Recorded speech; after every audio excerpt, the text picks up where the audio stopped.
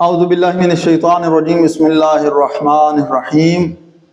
اگر آپ کی انگلی کے اوپر زخم ہے، آپ نے پٹی باندھی ہوئی ہے اور پانی اس کے لیے نقصان دہ ہے، زخم تک اگر پانی پہنچے تو زخم کو نقصان ہوگا، پٹی بھی آپ اتار نہیں سکتے اور پٹی کے اوپر خون بھی موجود ہے، آپ کو نظر آ رہا ہے کہ جو زخم ہے اس کے اوپر جو پٹی ہے، پٹی نجس ہے، تو اس صورت میں آپ کس طرح سے وضو کریں گے؟ آئیے پریکٹیکل طور پر دیکھتے ہیں۔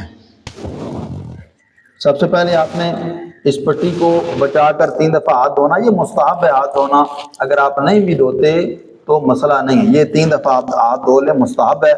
اس کے بعد آپ جو وہ 3 دفعہ کلی کرنا، یہ مستحب ہے۔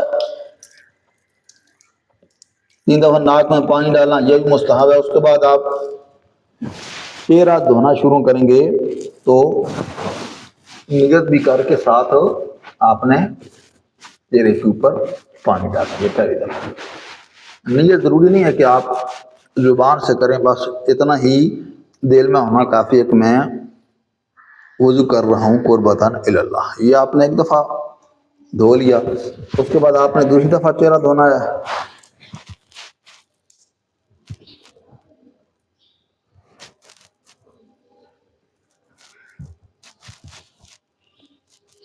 یہ دوسری دفعہ آپ نے دھو لیا، اس کے بعد آپ نے بازوؤں کو دینا، تو یہ آپ نے دیکھنا ہے کہ اس زخم کو آپ نے بچا کر رکھنا ہے، چاہے اس کو تھوڑا سا آپ گیلا کر لیں، اس ہاتھ کو، یہ بھی صحیح ہے، اس کو گیلا کر کے تھوڑا سا پانی اس کے اوپر ڈالیں اور پھر آپ اس بازو کو گیلا کر لیں اسی پانی کے ساتھ۔ لیکن یہ یاد رہے اس کونی سے لے کر آپ نے آخری انگلی کے سرے تک، یہ انگلی بڑی انگلی جو ہے، اس کے سرے تک آپ نے کوئی جگہ خشک نہیں چھوڑنی۔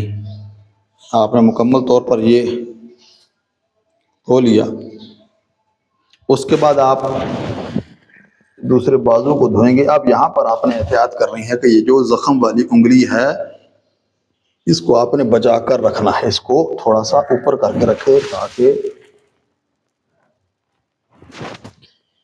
یہ گیلی نہ ہو۔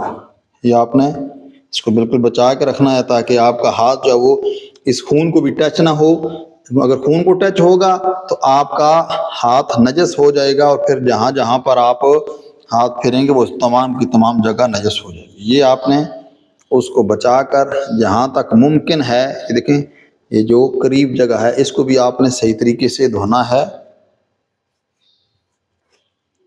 یہ جگہ آگے سے خالی ہے اس کو بھی اگر دھونا ممکن ہے، گیلا ہاتھ کافی ہے اس کے لیے۔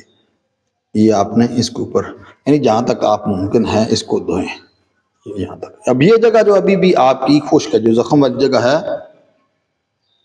آپ کی، وہ ابھی تک خشک ہے، لیکن ابھی آپ اگر یہ پاک ہوتی، خون باہر نظر نہ آ رہا ہوتا تو پھر تو آپ نے اس کے اوپر ہاتھ پھیر لینا تھا، لیکن اب کیونکہ خون نظر آ رہا ہے آپ کو کہ یہ جگہ نجس ہے، آپ کو پتہ ہے، تو آپ نے کوئی بھی پاک کپڑا ایک لے لینا ہے، کوئی بھی ایک پاک کپڑا، مثلا یہ آپ نے پاک کپڑا ہے، اس کے اوپر رکھ لیا، آپ نے رکھ کر آپ گیلا ہاتھ تھوڑا سا اس کے اوپر پھیر لیں، لیکن یہ یاد رہے کہ نجاست آپ کے ہاتھ تک نہ پہنچے۔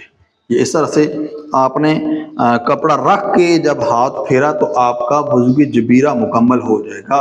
اس کے بعد آپ نے سر کے اوپر مسح کرنا ہے، یہ سر کے اوپر مسح، اور پھر آپ نے پاؤں کے اوپر مسح کر لینا ہے۔